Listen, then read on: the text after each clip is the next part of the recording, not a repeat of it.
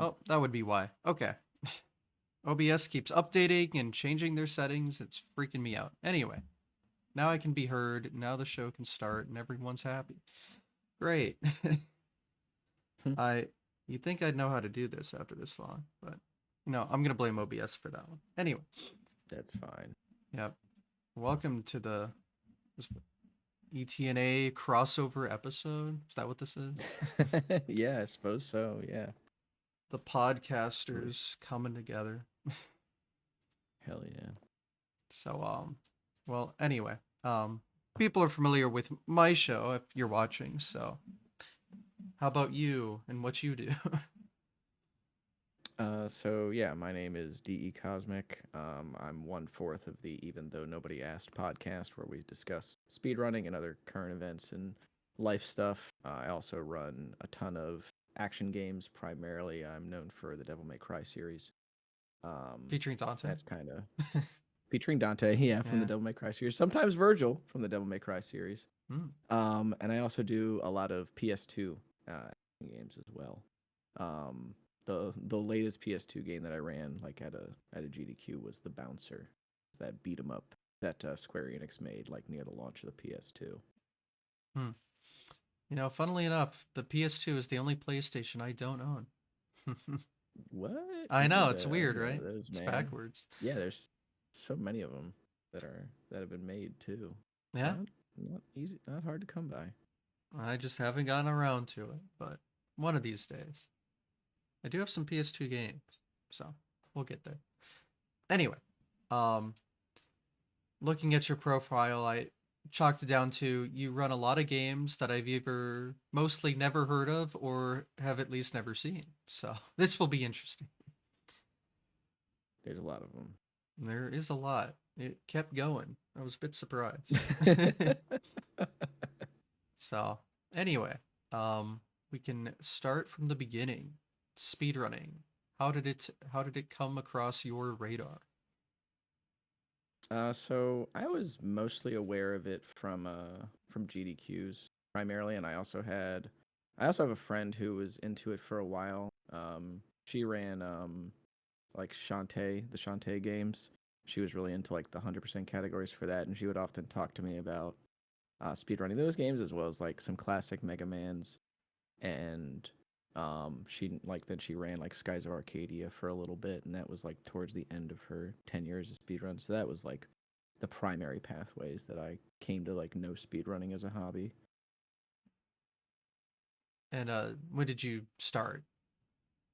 Oh, so I started around like, yeah, it was 2018. And a couple of things really coalesced there. So I've been watching GDQ for a couple of years.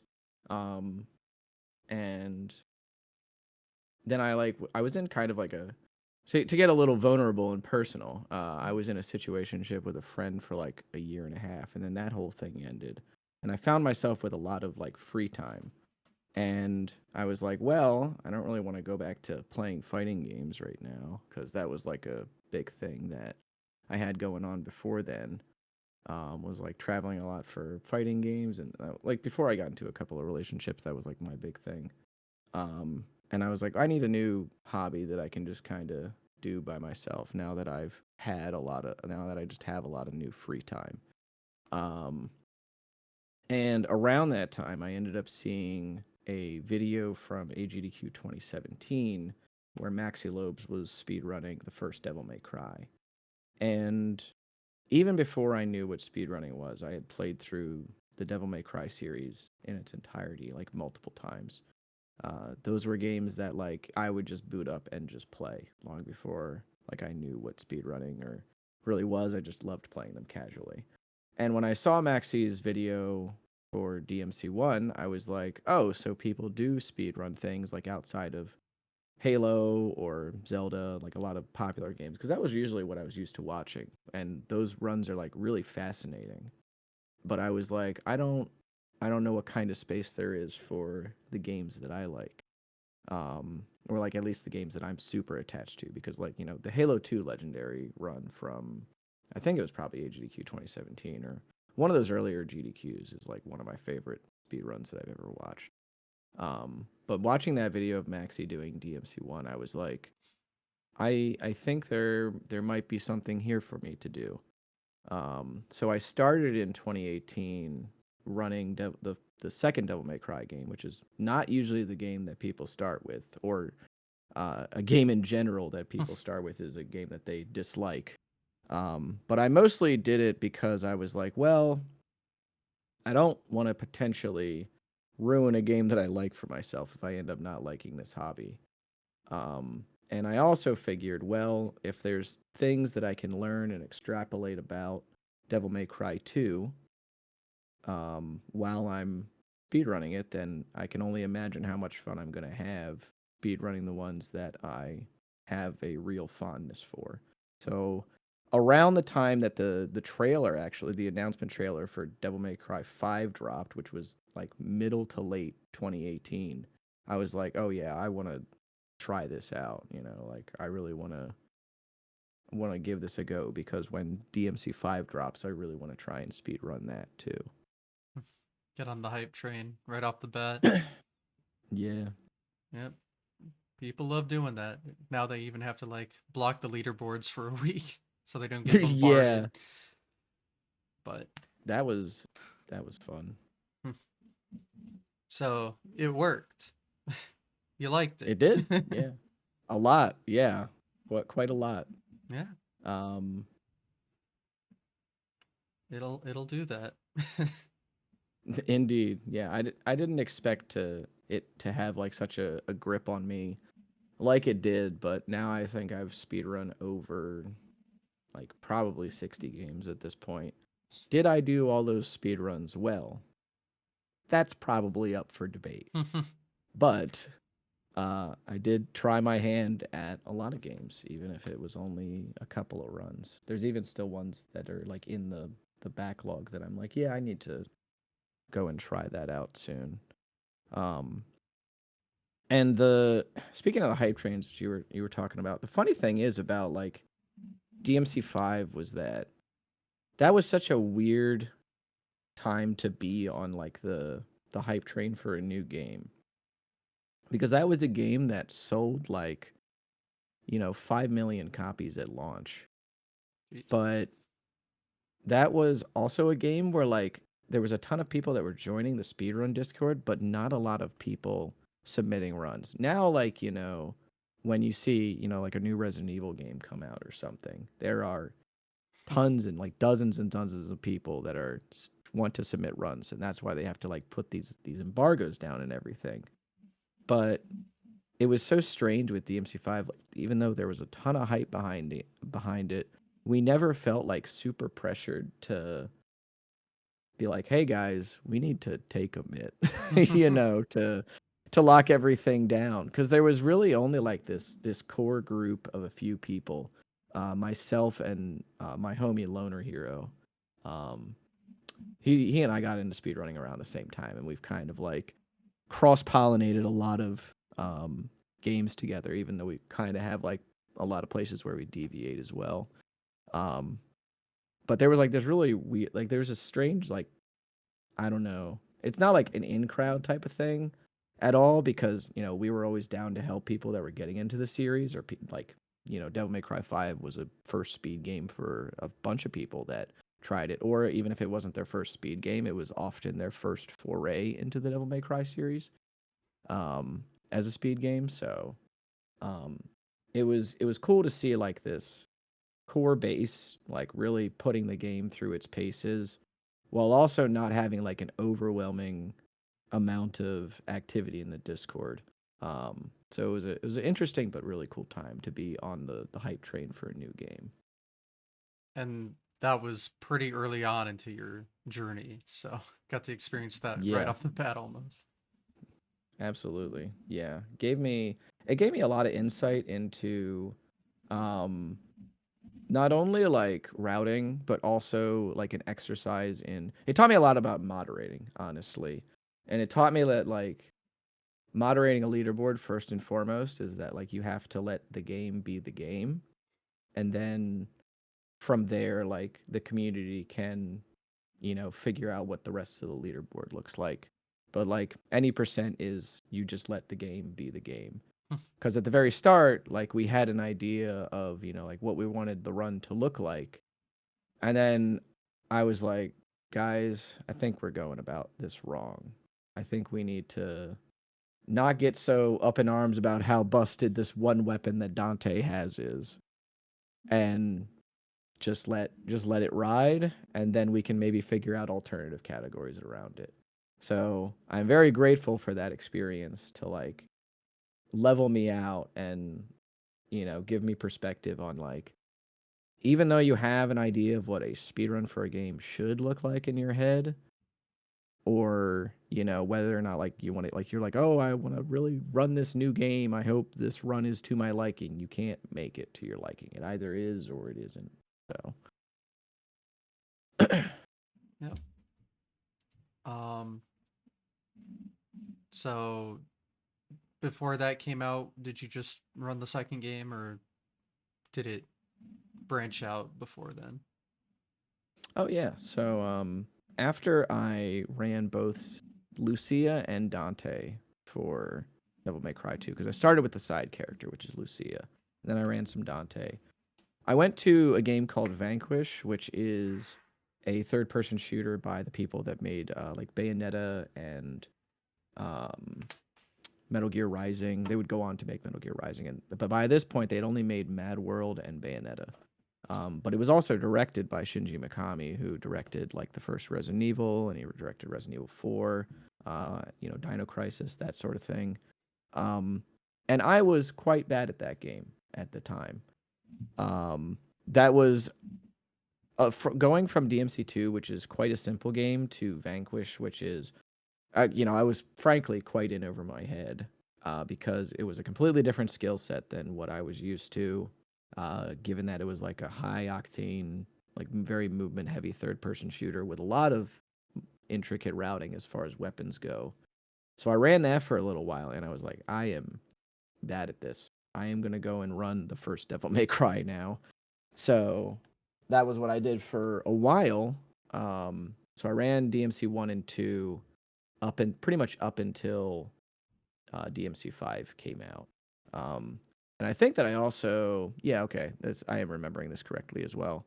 I did run the Resident Evil 7 DLCs. So Not a Hero and End of Zoe, which were like these. Not a Hero was a free DLC that came with Resident Evil 7, where you played as Chris Redfield. And then End of Zoe is a DLC where you play as the brother of the antagonist, and he like punches out crocodiles and mold zombies and everything. It's a pretty great DLC, to be honest. I would really like to play an entire game as Joe Baker in the Resident Evil universe, but alas, we don't have that yet. But I picked those up mostly because I think I had just kind of recently played through Resident Evil 7, and I was like, well, let me try this speedrunning thing here. And that was also kind of a situation where I was like, okay, this is all right. I wasn't very good at those, but I also don't think I really liked the format for those runs. It was like a little less a lot less actiony, I should say. So it was cool at the time, but I was like, okay, I'll just move on from this. So those would be like the ways that I branched out prior. Oh, and I did like one run of DMC3, I think, as well. I think I probably did like one run of DMC3 and one run of DMC4, and they were both probably quite bad. Probably like both just very surface level type deals. I definitely did like, yeah, one run of DMC3, but I don't remember if I had dipped into maybe. No, I'm trying to think here. Oh yeah, I did. I ran DMC4 Lady and Trish prior to DMC5 coming out, because that was a category that was like not ran very much, and also I had suspected that the person that had record was segmenting his runs, Mm. and I was like, I don't know why this is happening. I don't know why this guy has record. And then when DMC5 came out, that guy tried to submit to the leaderboard, and then he said, well, I only spliced one run, and we were like, oh. So you just admitted it. So now that Oopsies. person's runs are gone from every board. Um, but I didn't I didn't like the idea of this person with like a very dubious and shady like aura surrounding them having record in that category. So I was like, I think I'm gonna go and beat this time. So I went and beat it. Um, and I was like, I need to get this done before DMC5 comes out. So a lot happening in those first within the first 6 to 8 months of speedrunning. So you branched out, but always kind of just came back to DMC. That was like Yeah. where the most enjoyment came from. Yeah, that was the bread and butter for sure. hmm So, how popular were the boards back then? Not very, honestly. The activity that's on the boards now versus what it was like back then, the scene was exponentially smaller. I don't exactly remember the amount of runners that were on DMC2, but like DMC1, for example, that game had maybe like 20 runners, Jeez.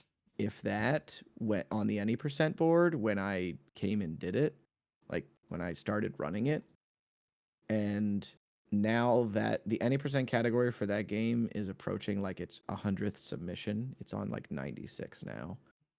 Um, and that was like there started being like this big movement with myself and Loner Hero and a couple other people where we were like, we have to get resources for these games out. Like we have to show people how good these runs are and how to do them. And when I got fourth on DMC one, I was like, okay, I'm gonna make a tutorial. Which fourth then is nowhere near fourth now. Uh, Fourth then would put you like, I don't know, that'd probably put you in like the 30s now, 30s or 40s, 40th place now. Um, but yeah, like the scene was much smaller, and the games were just probably, I would say, definitely less optimized. The board activity was like pretty low. It was only a few people per game, and like the DMC reboot people, their boards were kind of like they were pretty much like totally inactive, and they had also like totally separated themselves um from the rest of the series. Even though Maxi had like made a channel at some point for the DMC reboot games. They were like, "No, we have our one guy was like, "No, we have our own Discord." And then everybody like went over there. Now they've kind of folded back in. So now a lot of people are like starting to get into the reboot runs within the last few years. Um but like, now the entire series is within one Discord now, which is really cool. Um because now that we know that reboot's not going to be the future of DMC, we can kind of enjoy it for what it was. But yeah, generally speaking, much lower, like a little bit more of an intimate crowd. Now there's just a lot of people that are always running pretty much every game, and you usually only used to see people on like DMC1 and really like DMC3. Those were the big ones that people were on for a while. But now there's like at least half a dozen runners, usually running most of the series. Um, and then there's like people kind of coming and going casually a little bit, or somebody will leave and come back to a game, or they'll leave and come back to a different game. But yeah, it's the scene over the last 7 years has grown a lot, and it's really cool to see. So, what does that game have in terms of speedrunning? Because obviously, you Which know, game? just I guess the series in general. Because it sounds like there was obviously some like personal interest in it already, but it seemed to be captivating at least to you, and obviously the community's grown a bit. So, what do those games have in terms of speedrunning that's unique and interesting? Well, I think number one that people have to understand is that like I think that there's basically no other action game that handles inputs as well as Devil May Cry does. Like the combat system in these games is really only rivaled by other games in the same series or like maybe the first Bayonetta. Um, like the combat in these games is just so creative and just incredibly cool. Like these games are just really incredibly cool. And they also have they have this ranking system where the better you play, the more money you're going to get. And in a lot of the series, so like starting with Devil May Cry 1, like and I'll say this too off the jump, a big part of what makes this series appealing as a speed series is that basically every game has different things that it emphasizes in its speed runs. So the first DMC game, obviously the meme is that this game started as RE4. So it shares a lot of things with like survival horror speedruns where like movement is a really big thing. And a lot of time save is done through movement. But also the economy in Devil May Cry 1 is like really the most paramount thing. So understanding how the ranking system factors in time, orbs, and damage taken in order to get more upgrades is like paramount. And the way that top runners understand how economy works versus somebody just starting out, like with not as much game knowledge, is really the big appeal of that game. So somebody will say, "Oh, well, I missed an S rank," and if they don't have a lot of game knowledge, they just see that they missed an S rank because the ranks go from D, they go D C B A S, and if they go, "Oh, well, I missed an S rank," then to them that just means, "Oh, my route's messed up." But somebody that has a lot more game knowledge will go, "Okay, well, I can make up this lack of an S rank later here by doing XYZ." So this is also what makes the first DMC game such a good game for races. Um, is that as long as like you know how to correct your orb economy, then you are pretty much always in it. Now, granted, there's like some things with RNG that you can't really account for. Um, but that's really like the big thing with that game is that especially if you're really into survival horror speedruns, the first Devil May Cry is really a really good place to start. A lot of really cool movement tech because there's like three different ways that you move in that game, and how you do so depends on the context of like how much devil trigger you have versus what abilities you have, versus how the room is laid out, and versus what enemies are in the room. The second game, that's actually like a little bit of a weird beast to tackle because I do say this, I always give the disclaimer that as cool as the run is for Devil May Cry 2, you're still going to wrestle with the controls a little bit. You're still playing Devil May Cry 2 at the end of the day. But really, the big thing about Dante in Devil May Cry 2 is that, and Lucia as well, is that their Devil Trigger forms are just absolutely busted. Um, and for Dante specifically, this is the DMC game where health is a resource. So to give a comparison, Red Tearstone Ring in Dark Souls, it's a ring where if your health is really low, you do tons and tons of damage.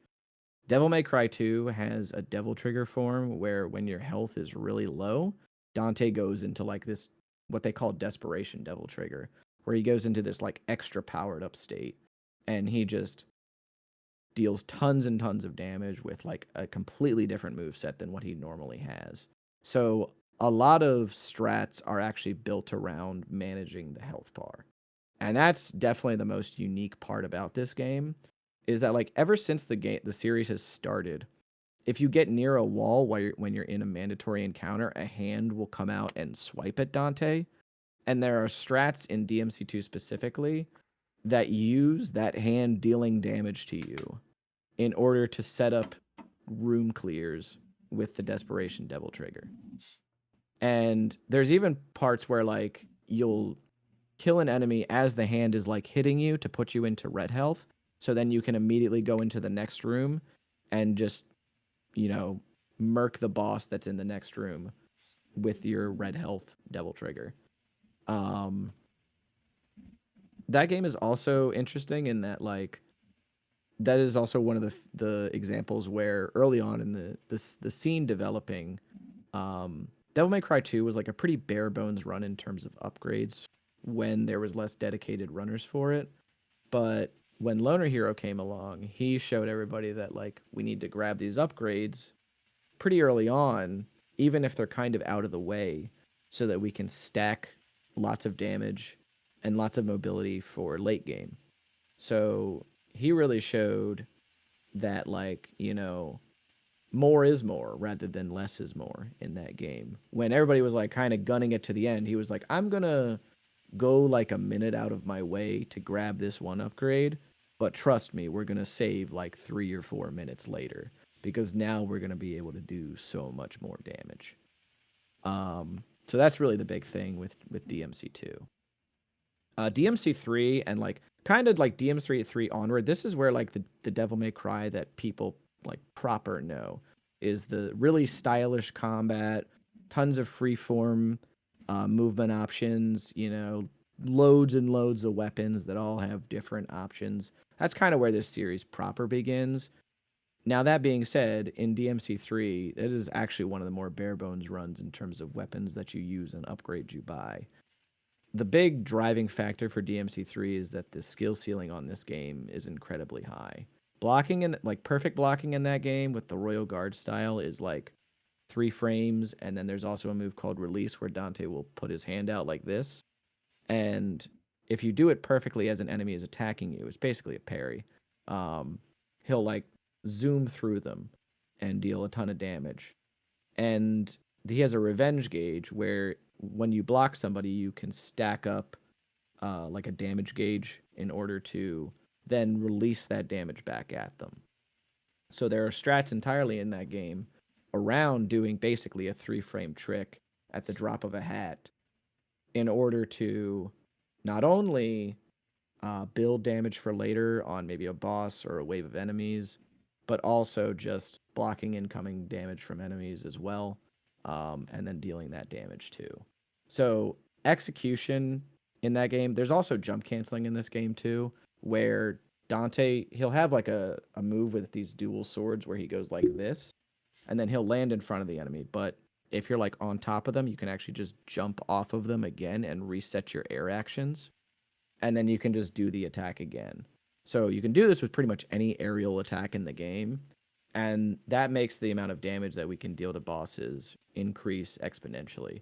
And that's also a pretty tight window. So between Royal Guard and jump cancels, as well as like weapon switch cancels, which are not that hard, but they are like a rhythm based thing. You have to like do one hit of one weapon, one hit of another, in order to reset the combo counter and just deal a lot more damage. So execution on combat strats is like the big driving factor for that. There's also like one really cool glitch in this, which actually makes use of Royal Guard's Royal Release, where an enemy attacks us and then we'll zip through a wall and then walk over to like the objective item and just skip a boss entirely and save like 2 minutes. Because one of the rooms that you're in is also the end room for the level. The level kind of goes in like a horseshoe way, because it's all takes place in a tower the entire game. So a lot of levels will kind of like end up like this, or spirals, that sort of thing. Um, or at least a handful of them will do that. So the item to end the level is like just above, like in a corner, like on a platform that you can't yet reach. But if you zip yourself into this wall, then you can just walk over to it, and you just don't have to deal with that. So that's at least cool too. The game was kind of lacking like really cool glitches like that, and then it got one of those, and it was like, all right, sweet, we just saved 2 minutes. Um, DMC4 reboot and 5. I can kind of summarize those sort of together, because these definitely share some similarities as opposed to the trilogy, which is like wildly different. Um, DMC4 reboot and DMC5, or I should say reboot, is like DMC Devil May Cry, which is the 2013 game that Ninja Theory made. These games all have like a lot of pretty hard combat strats, whether that's like from timing on enemies, memorizing inputs for like weapon switching, doing like adapting to what an enemy throws at you in terms of attacks or RNG. Um, Executing glitches, like in the case of Reboot, you'll have to spam a few buttons in rhythm in order to infinitely climb upward in order to get over certain fight triggers, or just go out of bounds entirely. DMC4 uses a lot of like repurposing of weapon of combat mechanics in order to circumvent geometry. So Nero has an air dash that he does with his sword. So we'll often use his uppercut that sends him flying into the air in order to do this air dash, and then that'll send us, flying over certain triggers and stuff.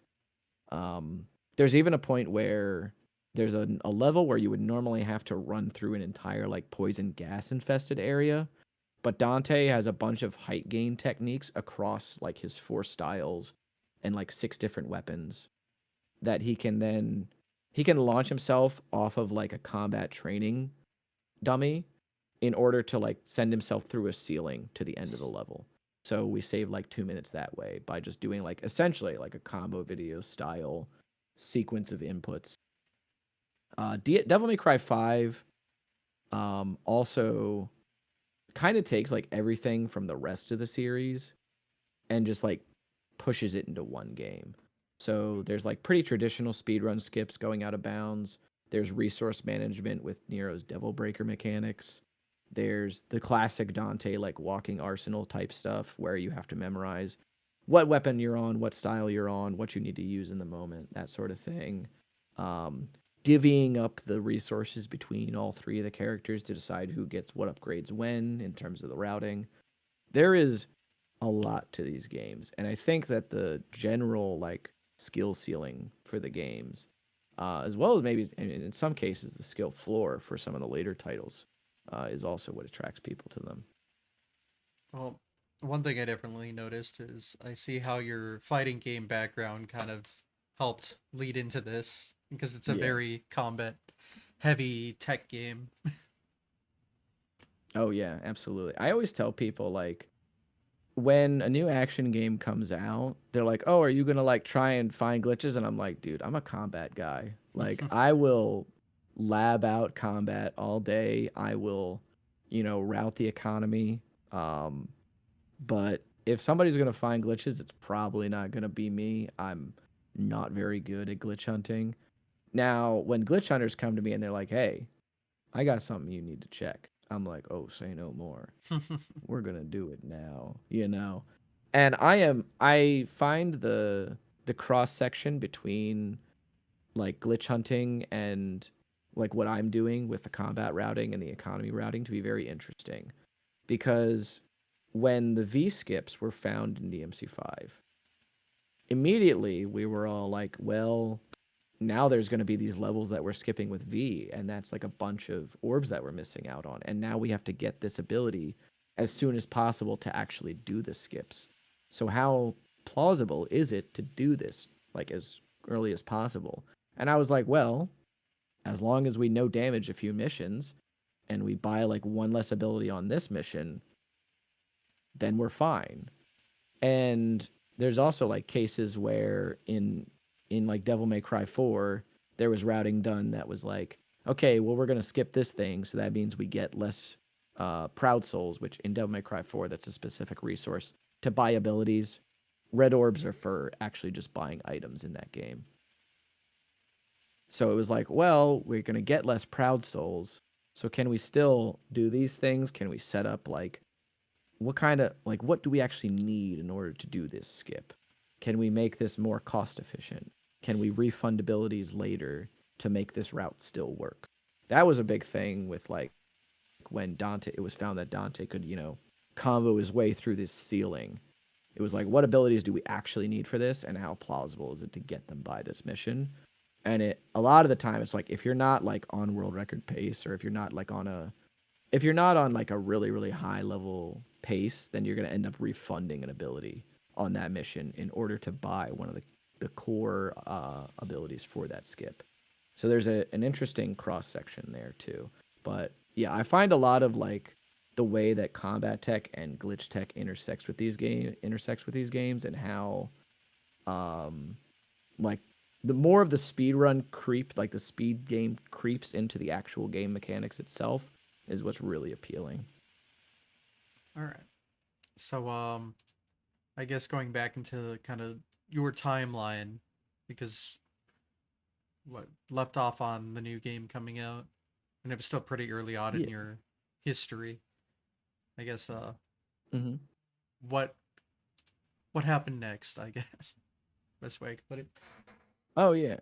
So I mean, 2019, honestly, like some of that year is a blur for me. A lot of that year was spent running Devil May Cry 5. I think most of what I did that year was run Devil May Cry 5. Especially because I wanted to run it at GDQ. And I didn't end up submitting it to SGDQ 2019. I don't actually remember if it would have been around in time for that. I don't remember exactly what the submission process was like that time. Yeah, they didn't have a Um, late game Second. submission whatever yet, right? Okay, well that's actually good to know. Uh, Yeah. Yeah, as yeah, far I as I don't know, think they they did. don't. I didn't think so. Yeah. Yeah, I'm So blanking I on when knew they that like implemented that, by but yeah. Anyway, yeah, I'm honestly not sure, but if that is true, then that's good to know because you then this would probably mean wouldn't I have had a didn't shot. just get lucky. Yeah. So like summer kind of rolls around and I'm still running the game. Like pretty much all I'm doing at this point in terms of running is like maybe for like a day or two because I'm streaming a lot at this point. I'm probably streaming at least like 4 days a week, while also working full time. And I'm like, I just want to get better at Devil May Cry 5. Like that's it. Like that's just the goal. And maybe like once or twice a week, or maybe once or twice a month, or once or twice every couple of weeks. I'm like, oh, let me go and play some Devil May Cry 4, Lady Trish. Let me go and play a little bit of DMC1, here and there. But the goal is just, and I think I picked up like one of the reboot runs at that point. But I was like, I want to just be better at Devil May Cry 5. And so most of that year was like spent getting better at that game so I could then submit it to AGDQ 2020. And that was like also, yeah, that now I'm thinking about it. I was like, man, I really did just grind DMC5 for like just a year. And there was just a lot of testing stuff, a lot of just playing the game, a lot of knocking down the time. And that was really it. It was just pretty much all Devil May Cry 5 until like AGDQ 2020. I think I still was playing it even after AGDQ 2020. AGDQ 2020, obviously the only one in Orlando. That was like a pretty nerve-wracking time as well. Um, Cause I had never really been to an AGDQ or I'd never been to a GDQ. It was only like something that I had watched on my computer monitor at that point. That was my first time meeting a lot of, people that I would now call pretty good friends. That was my first experience with them in a physical space. So that was really cool. And I think that the day of my run, which was on a Thursday at like prime time, I was like, I can't even eat, dude. I'm just too nervous. So you got in. Um, I did get in, yeah. And this was I the should have probably game's. led with Yeah, that. My bad. I figured, but so this was obviously the Yeah. game's first showing at the event. Yes. Yeah. Mm-hmm. Yeah. That was like the game's first showing, and it was the only showing of the main cast until, they're going to be shown here in a couple of months, or here in like well, now a month, right? Jeez. Okay. Yeah, Um, time be in a flying a little month. bit. It's true. Yeah. DMC5 wouldn't be seen again for like 2 years when my homie Scruffington showed off the Virgil campaign. But 2020 was the only time that until, now, when the main cast was shown. I had submitted it a few times afterwards, but they only took it on backup like in 2024 or 2025. I think it was 2024 SGDQ. Um, but they took it on backup for then. But that was the game's first showing, and that was actually The funniest thing too about that run was I felt really, really good about that run. Funny thing too about this run is that I thought that I was gonna be playing on Devil Hunter, um, and also my computer at that time was like really bad. So famously, this run went like 40 minutes under estimate because of a bunch of things like interlocking.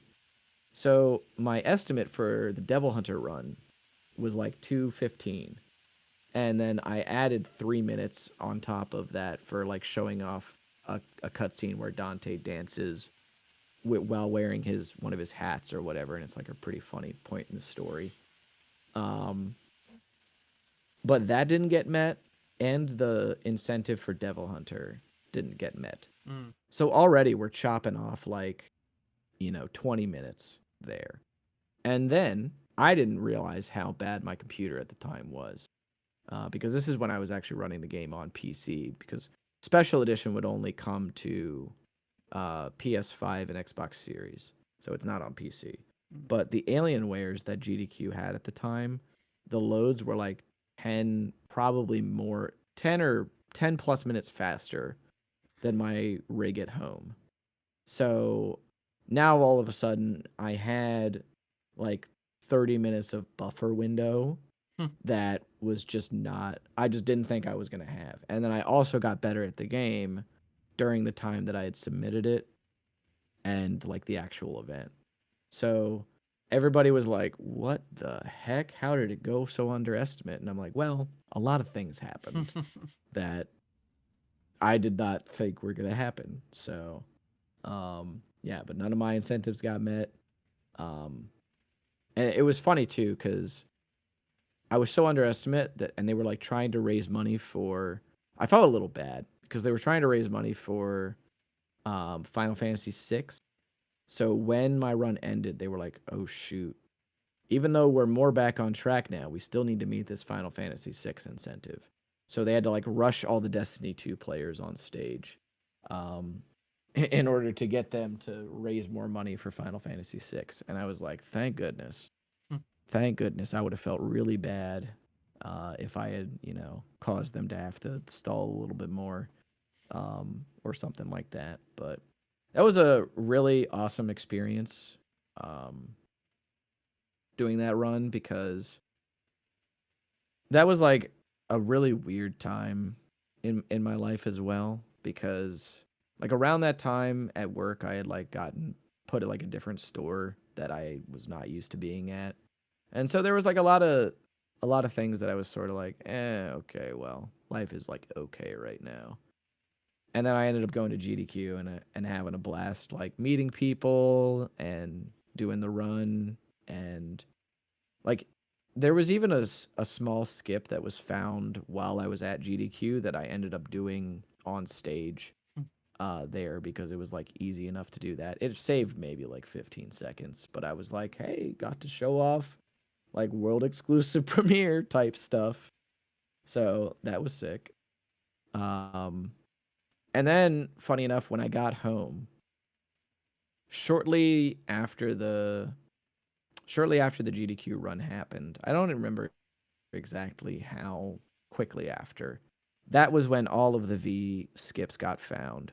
So there was a lot that happened in that time. It was like I did this run, and then IGN reached out to me about, hey, we want to do a devs react for this. Oh wow. Just send me, your current, yeah.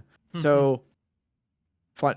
So now there's a version of, so one of the skips that I did in at AGDQ 2020 is not available anymore, in that version anyway, because the devs watched my run and they were like, this isn't, we don't want this. And that's just Okay. sort of like, I mean, it's a cultural thing, because this Yeah. is this is like a game made by Japanese devs, and they see glitches as them just not being good at their job, which that's not how, we see them. Yeah. But I can understand like the cultural divide there. Um, but funny story later is that in the new version we actually found another way to do that skip, and hopefully I can put enough practice into. It's just very inconsistent and very hard. So hopefully I can get enough practice into it to show that new version off on stage, Mhm. and maybe even get it in a PV or something. But it only saves like 12 seconds, so I'm like, I don't know. Um, but like all of this was happening, and then like as soon as the as soon as all this stuff happens, then all of this V stuff gets found, and now it's like we're gonna use the cat to because V has a cat that he summons, and its head can turn into a spike, and you can stand on this spike, which is a thing in the first Devil May Cry game. That's why you can do it in the fifth game. Is like a reference to that.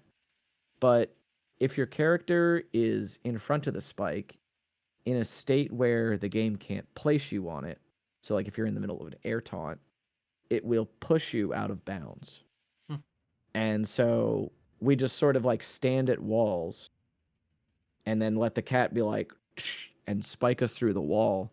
So now all of these missions that were the longest missions in the game because V is a slow character, now all of a sudden they're the fastest ones in the game.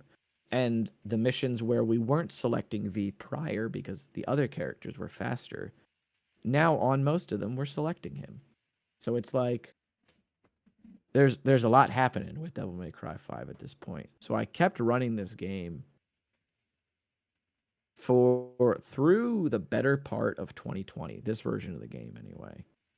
And I don't exactly remember. I think during this time as well, I also started picking up like DMC4 and like wanting to get really. Oh yeah, I did end up picking up DMC4 during this time too, because while that was all happening with Devil May Cry 5, I was like, I want to also run DMC4 at the next GDQ.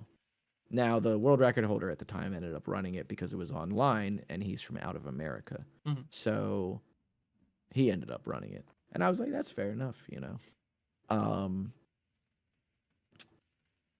then also during that time, like while this is going on with Devil May Cry 5 and DMC4, later that year I ended up learning Resident Evil 5. I'm like trying to piece all this together. There's so much to keep track of on this page. I always forget about all of it. There was like a bunch of other games. I'm trying to hit like the big points. Hopefully I can do so. But this is a really funny one because the guy that I ran that game with, when we ran it at AGDQ 2021, he was a dude that I had just like randomly met in Waifu's chat, and because I had joked at the time, because Waifu was like, "Oh yeah, I don't run co-op games because I don't like depending on other people, you know, or whatever." And I was like, "You not a real one, dog. You won't run Resident Evil 5 with me. This is tragic." You know? And one of the other like random people in chat was like, "I'll run Resident Evil 5 with you." And I was like, I mean, I was like, "Hell yeah," you know, we're both like joking around. And then he DMs me like after Waifu's stream and he's like, "Okay, but seriously, if you want to speedrun RE5 co-op, I'm totally down." And I was like, "Sure, why not?" You know. And this was a guy that had gotten into speedrunning as a result of the pandemic. So I was like, "All right, cool," you know. And that was a very very cool experience because I don't know how common it is for like people that do co-op speed runs to like experience a lot of frustration with their partner or like a lot of friction with their partner when they're not PBing or anything. But running with like Avukamu, who's running Evil Within 2 at the upcoming GDQ, was so like matter of fact about how we improved. So like whenever we do runs, we'd be like, "Okay, I did this wrong, you did this wrong, I did this right, you did this right. This is what we need to work on. This is what we've got down." And we were quite matter of fact about how we like learned that run and optimized it, about how like we looked at certain things, about who played what role in the run.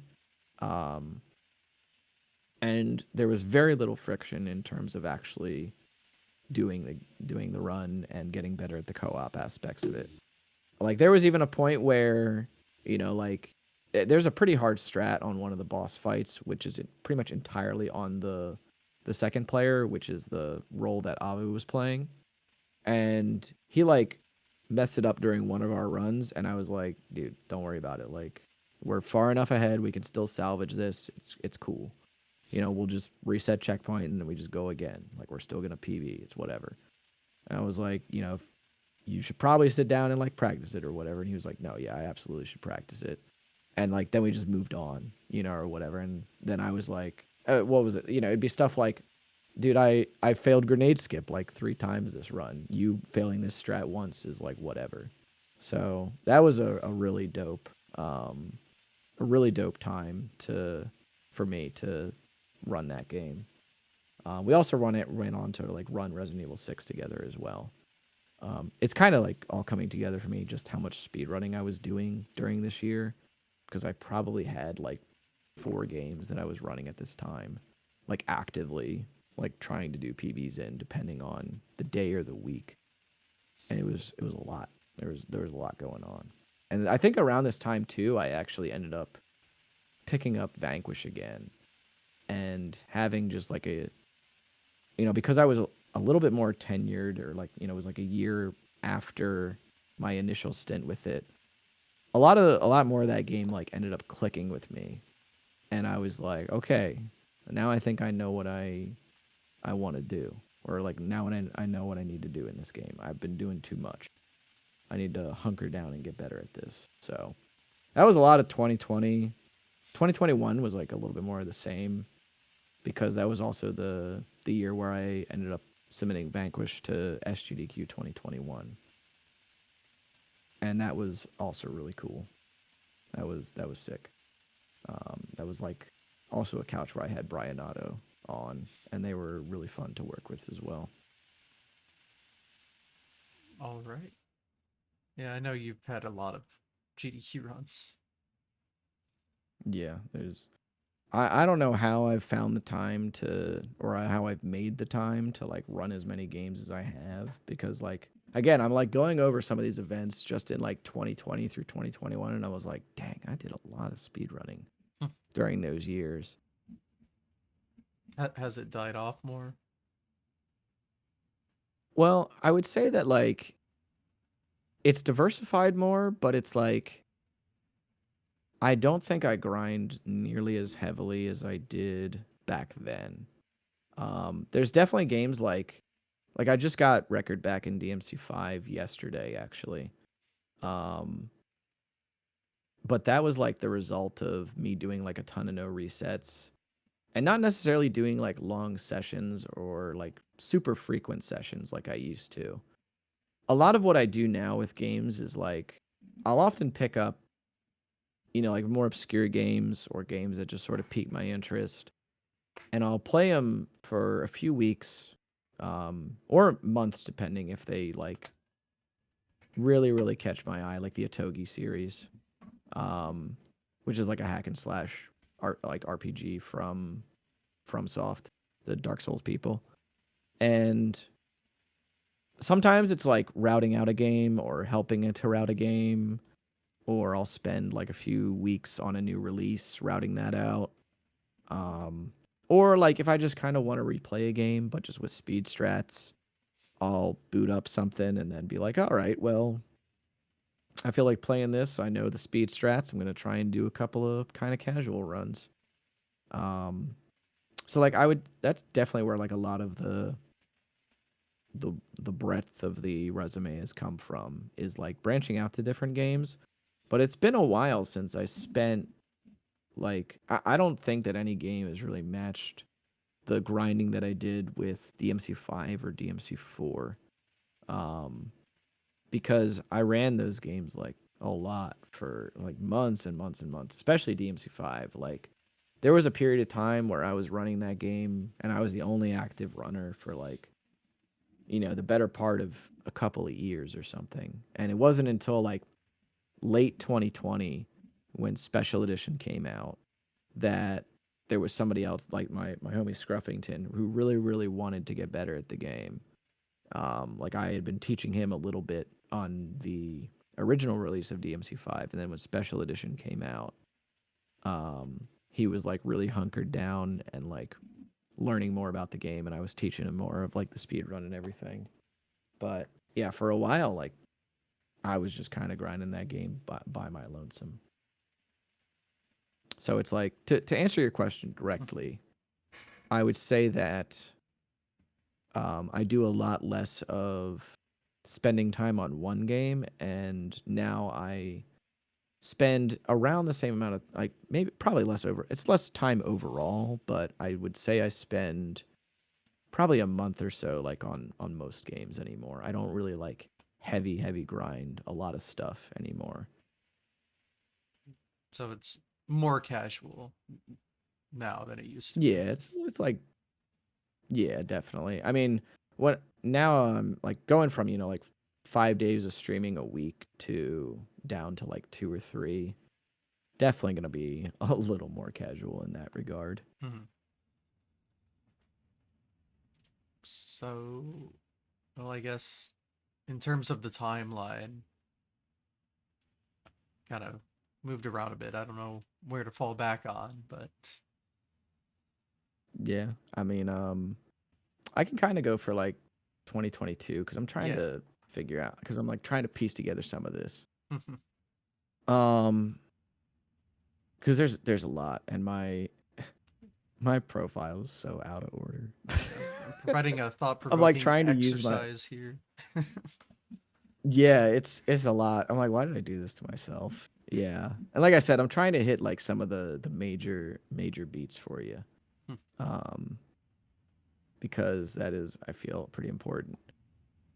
Yeah, like around 2022, because I did like the GDQ run for Vanquish, and then I was on that game for a little longer. And then I probably went to back to DMC in some capacity. And then in 2022, I got out of another relationship, and I like quit speedrunning and streaming for like 3 months. Jeez.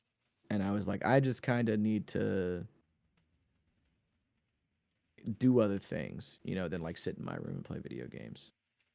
Um, so there was a period of time for a while that I was like, I don't want to do this right now. And then, what was it? And then I decided to go to SGDQ 2022, and then hanging out with everybody there, and seeing, like passion for everything again, and commentating a few games for the homies. I was like, you know what? I think I need to come back. And this was kind of like the period of time that started like me getting really heavy into PS2 games. Because when I came back to speedrunning, I started with Gungrave on the PS2, which is a nice short little run that's like 30 minutes long. And you just kind of like run and shoot dudes, and you have unlimited ammo, and it's pretty cool. Just an insanely cool, stylish game.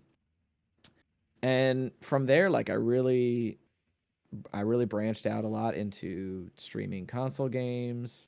I was still kind of streaming some DMC, but this is kind of like where some of the DMC hiatus started. And I really just branched into like Dirge of Cerberus, Final Fantasy VII, Resident Evil, Dead Aim, Ghost Rider was on there. Ghost in the Shell standalone complex. That was actually a game that I played for much longer than I thought I was going to, because that game is like, it's marketed as like a third person shooter with like some cool melee combat and everything, but the speed run for that game is like almost entirely platforming. And it is some of like the most wacky but also satisfying to pull off platforming that I've done in like a 3D game for in like a while.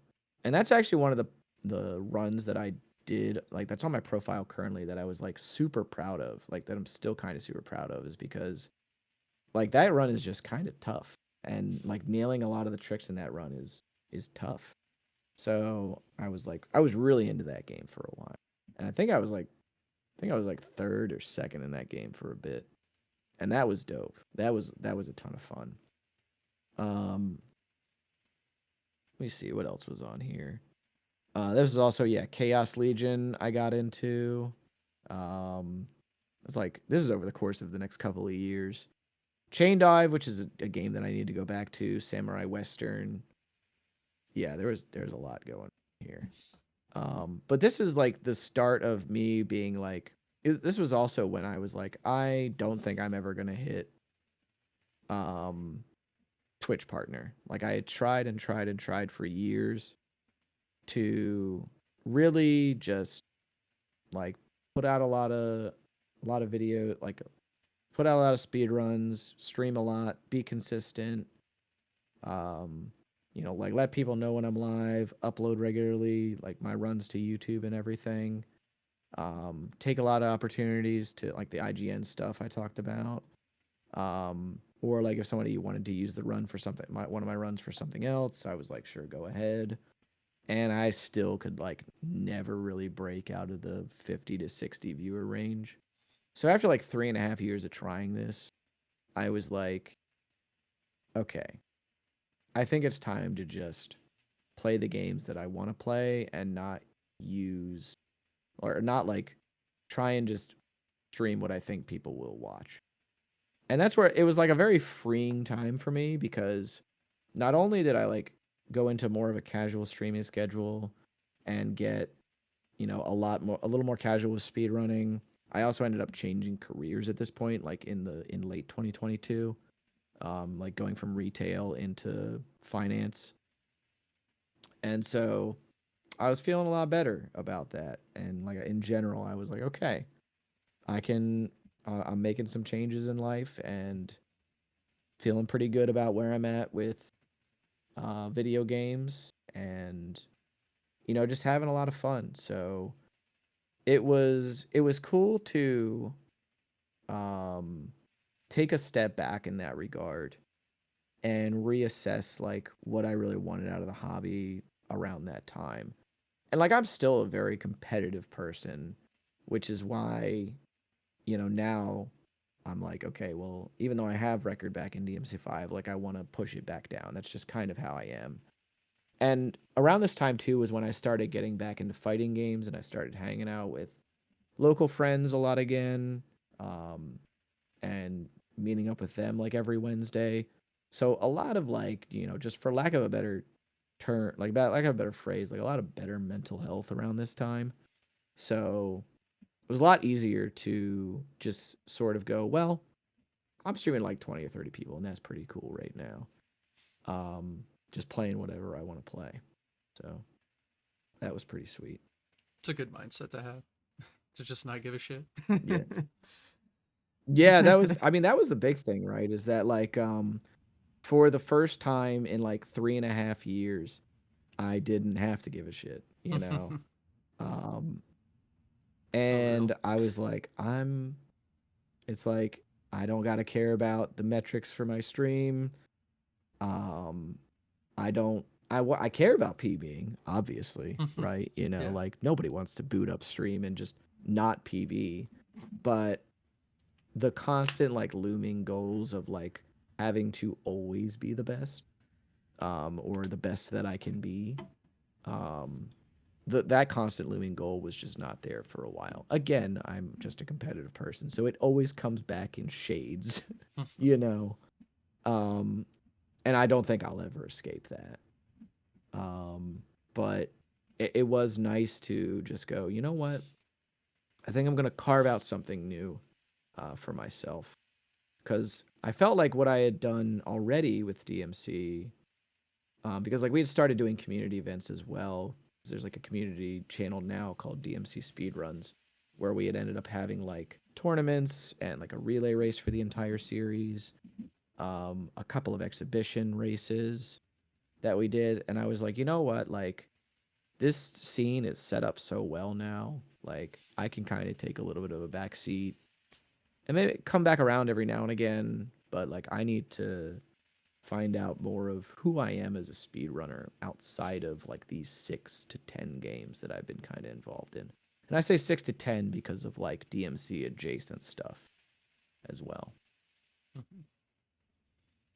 So, have you been kind of sticking to this streaming method since? Pretty much, yeah.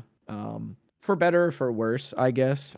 There's times where like it's weird because I say 2 to 3 days a week, but sometimes like when a new game comes out, like when Lost Soulicide came out, and Lost Soulicide, for those that don't know, is a game that was in development for like 10 years. Oh my. and it was like heralded as like the next big like DMC alike.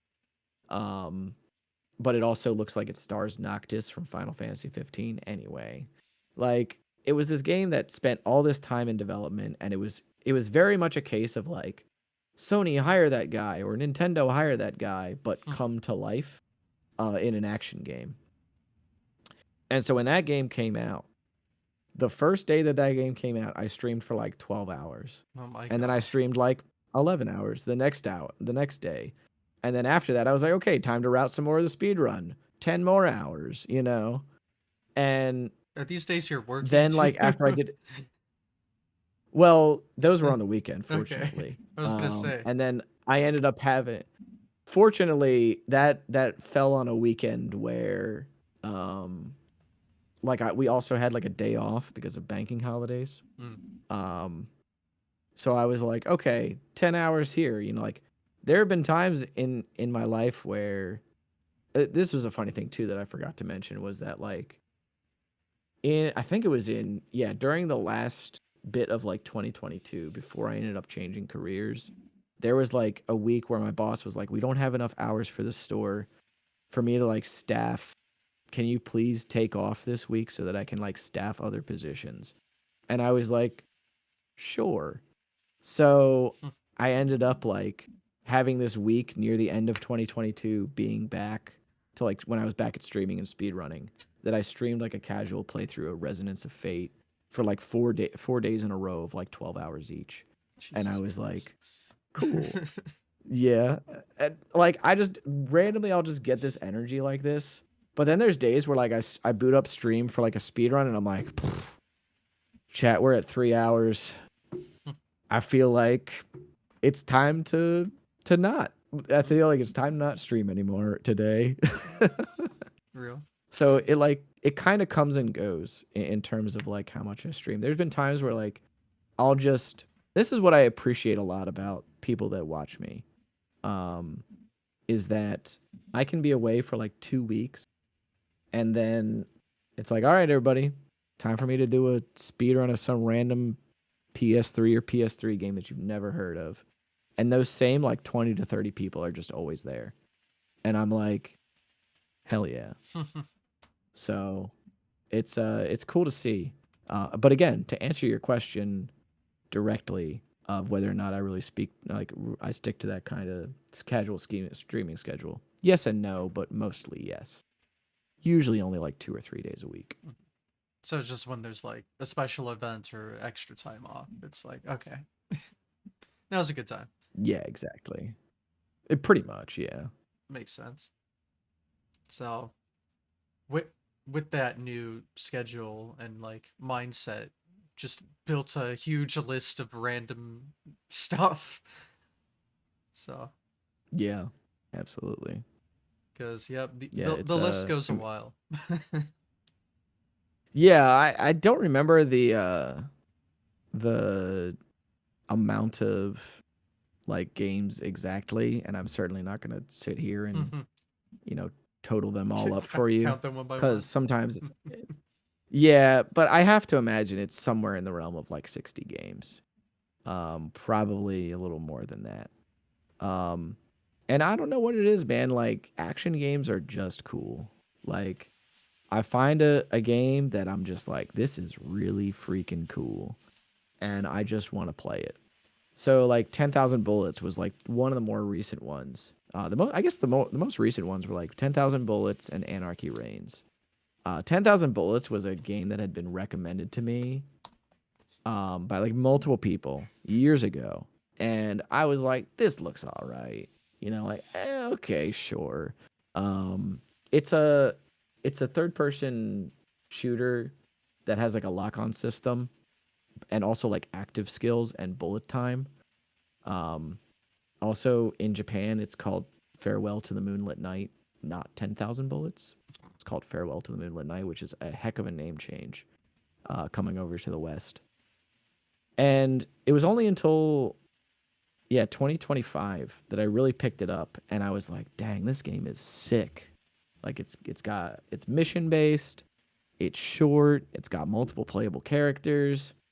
there's a lot that like I could do with this. So I just ended up playing it a ton. And then like that was the only thing I did for like a month or two. And but then, like come the end of 2025, or like come the end of September in 2025, I was like, all right, well, back to Vanquish now, because it was like, 3 months later that I picked Vanquish back up. And I was like, sweet. Or like around that time, it was like, oh, Ninja Gaiden 4 is coming out. Let me pick up Ninja Gaiden 4 and run that for a little bit. Which, man, if only that run were like half the length, that would be such a good speed run. But unfortunately, was not meant to be. Well, I know the Ninja Gaiden 1 through 3 speedrun's pretty good. Those that is true. They are. Um, Hard, but the yeah. Now, are you talking about like the 3D Ninja Gaidens or the 2D Ninja Gaidens? I'm familiar with 2D personally. 2D. Okay, yeah. So I'm more of a fan of the 3D ones. Got it. So, and those ones are like an hour and like 40 minutes if you're good. Mm, The starting with the first game.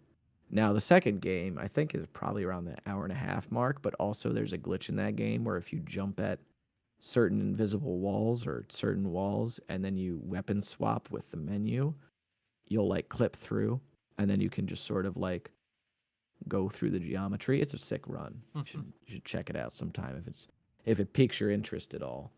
Um, but yeah, Ninja Gaiden 4 was like the recent Ninja Gaiden 4, the 3D Ninja Gaiden 4 is like 3 hours, probably 2.5 or something if you're really good. And I was like, man, 2.5 hours of this because it's like a lot of movement. It's like a lot of like repetitive movement, and it's a lot of like rail grinding and glider, like auto gliders and everything like that. And then there's some combat in there as well. So I was like, nah. It's unfortunate too because somebody found a lot of glitches for that game, but we can't actually use them to any effect really because um the way that the game is coded, we can't make the game progress without getting checkpoints. So the only way that you get checkpoints are by completing combat encounters. So we know how to get out of bounds in like every mission. It just doesn't amount to anything, unfortunately.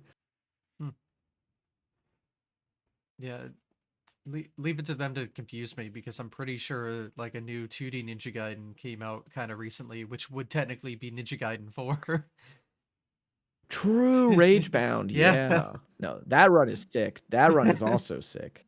I thought about playing that game, but I was like, I forget I think it was because I forget what came out around that time that I was like, no, I think I want to like I was like deciding between like two purchases, and I was like, maybe I could check out Rage Bound because that game's also pretty cool, and it's by the Blasphemous people, right? As far as I know. I don't know what that Um, is. I but can't it's help. oh, okay, fair enough. Yeah. Um, it's a game that's like it's like a 2D, another 2D-ish Metroidvania, I think. Hmm. Um, but yeah, no, Ragebound is cool, but I think something else came out around that time that I was like, I think I want to play this instead, and then I never ended up getting into Ragebound as a result of that. Yeah. It's interesting that there's a 2D Ninja Gaiden, 3D Ninja Gaiden, and they're so different, obviously, but Oh yeah, they're so different, and that's the funny thing too is that like 3D Ninja Gaiden fans will like act like that's all that Ninja Gaiden is, and Mhm. I'm like, there are people that like yourself included, Yeah. there are people that Ninja Gaiden is a 2D game, Hmm. so I don't think we could act like it's just a 3D game. Like the tenets of the 3D games are all that matters. Like the 2D games established a lot of the fundamentals. Yeah. I mean, I'm not familiar really at all with the 3D ones, so when I hear Ninja Gaiden, all I think about is the NES games. So, Exactly. Yeah. yeah. Just different worlds, I guess. But aren't that like 3D games Absolutely. called like Ninja Gaiden title? They have like something else, right? So the 2004 Ninja Gaiden is just called Ninja Gaiden, Okay. and then I think a year later there was Ninja Gaiden Black, Oh, and okay. then So they were um subtitles. Okay. then there yeah, for some of them, because Ninja Gaiden 2, the 3D one, is just called Ninja Gaiden 2. The Mm. Ninja Gaiden 2 Black didn't come out until like last year. Um Okay. and that's like a whole visual upscale with like, cuz what they're doing is Unreal Engine 5 is like rendering all the visuals, but like one of the old source codes is underneath all of that. Mm. Um And then Ninja Gaiden 3 was just called Ninja Gaiden 3. Like the 3D one was just called Ninja Gaiden 3. And then they came out with Ninja Gaiden 3 Razor's Edge. And then when they finally ported Ninja Gaiden 1 and 2 over to PS3, they called them Ninja Gaiden Sigma and Ninja Gaiden Sigma 2. As if this wasn't more confusing I was already. gonna say, I think I'm more confused now, but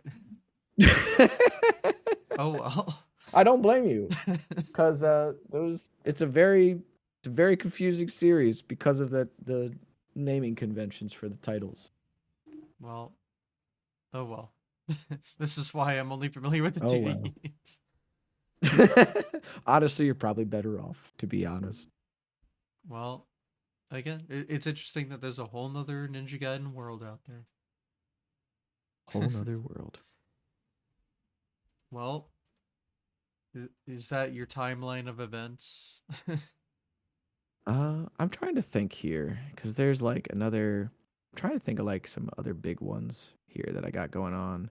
There was like a time too where, yeah. Speaking of long runs as well, Um, there was like a time period where I was really into like Musu games, like running those. So those are like Dynasty Warriors, for example. Um, like that's the flagship series that most people know is Dynasty Warriors. There's a game called Devil Kings on the PS2, which is a localization of the first Sengoku Basara, which is a Capcom Musu. And the whole point of this series is like you're one dude that's just like fighting a bunch of dudes in a field, essentially, like on a battlefield, and it's just a very mashy sort of, play like series. Um, Now at the time, Maxi was the only one that had run the any percent category, which was going through every character's campaign, and his run was like 5.5 hours or something. So I started running that, and I got like that run down to like sub 5 hours. That was a lot of work, and that was a lot of time. Those were times where like I had a day off, and I was just like, well, time to wake up at 9 in the morning, and then by 10, it's time to boot up Devil Kings and do a run for the day. Hmm. And there was even one of those runs where, like, starting in like 2024, yeah, 2024 was when I went on like my big health kick and I started losing a bunch of weight by like changing my diet and walking a bunch. Um, just generally taking better care of myself as well. Um, so like during one of the Devil Kings runs that I did, I was standing at my desk for like almost the entire 5 hours, and I was like, sweet. So there was that too. Yeah. There's been a lot of times too where in like across the years I've just kind of I've come and gone from so many games. Like I went to the Otogi series for a little while. I was really heavily involved with Gungrave for a while. I have really done a lot, and I sometimes a lot of it just gets muddied, honestly. Yeah.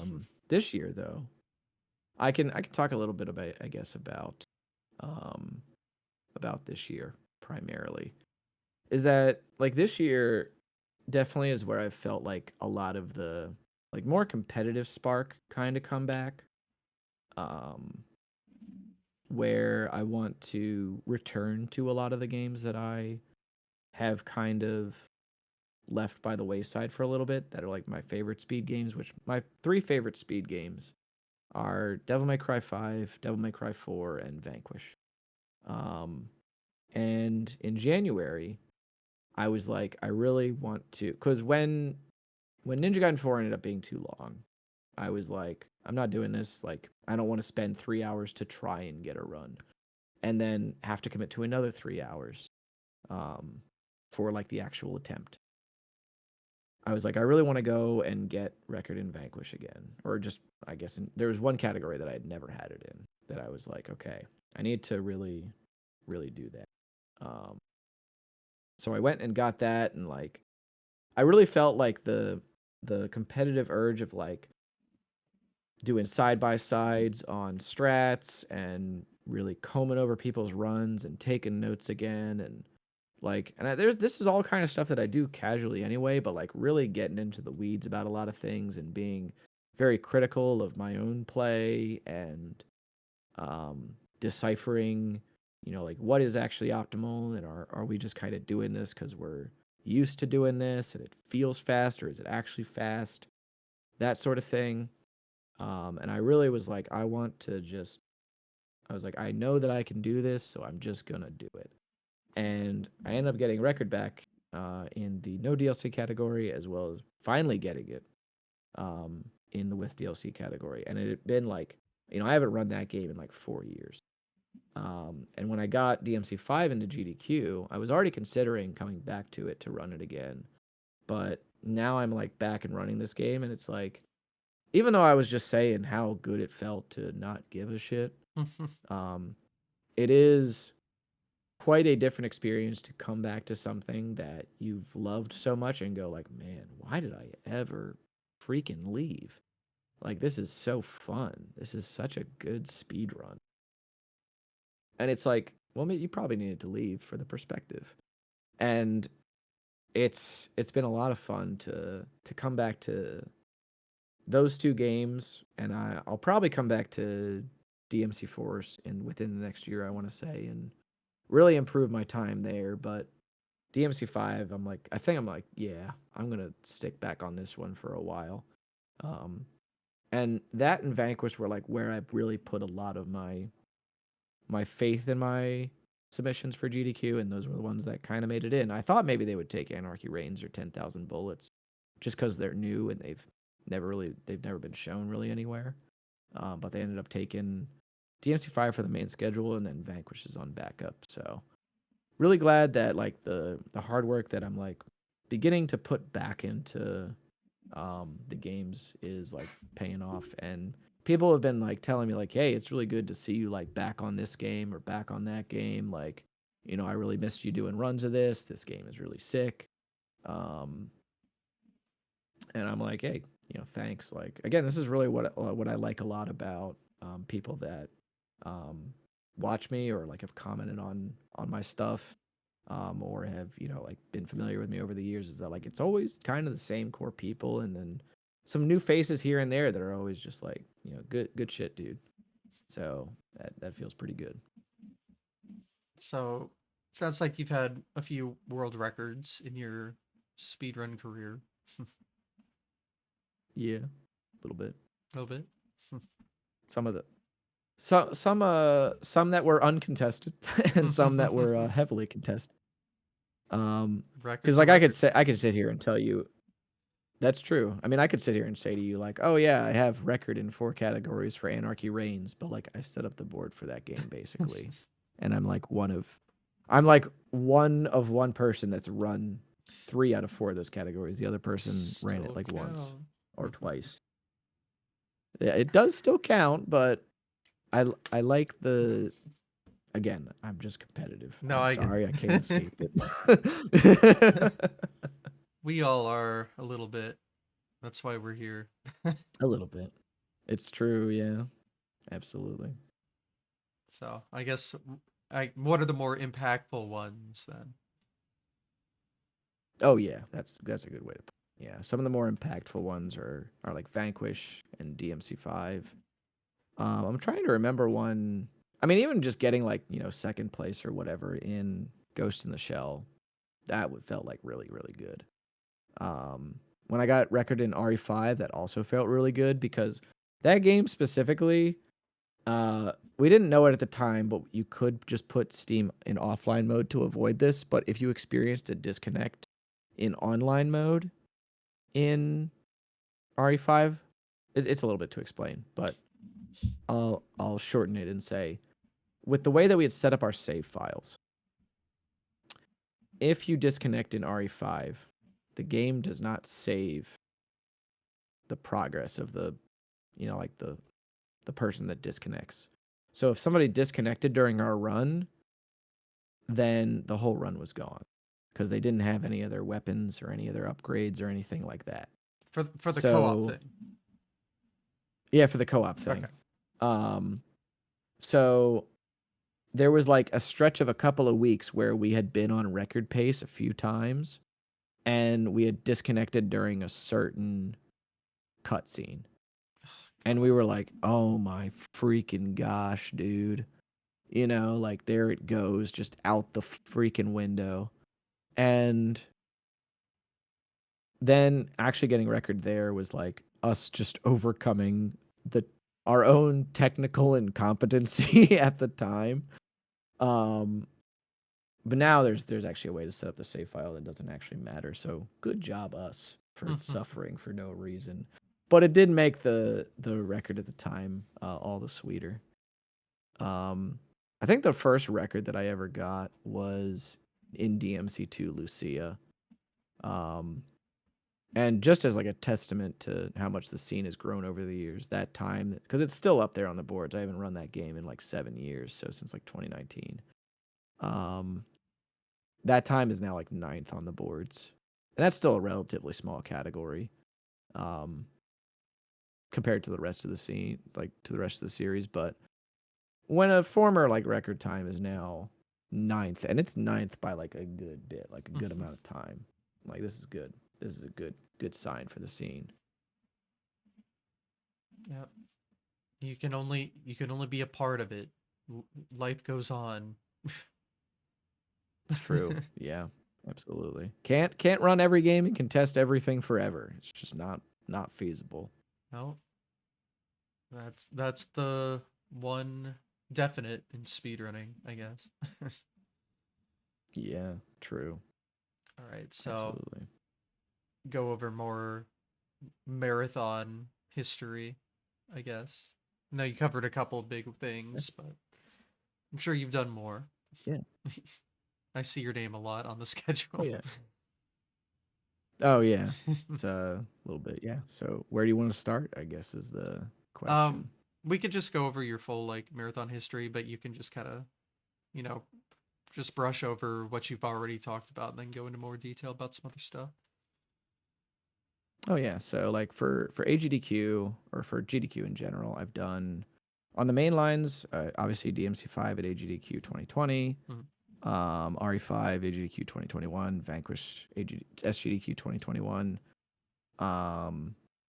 Gungrave was AGDQ 2023, and then DMC4 was SGDQ 2023. And then 2025 AGDQ was, trying to remember, Van Helsing. That's what it was. What a funny game. I remember like throwing that game onto my submissions list and being like, no shot, they take this. Kind of like your and joke then, submission. Yeah, it was the wild card submission where I was like, you know what? I'll run Van Helsing for them. Why not? This game's kind of funny. I can do something with this if it got in, but no shot it gets in.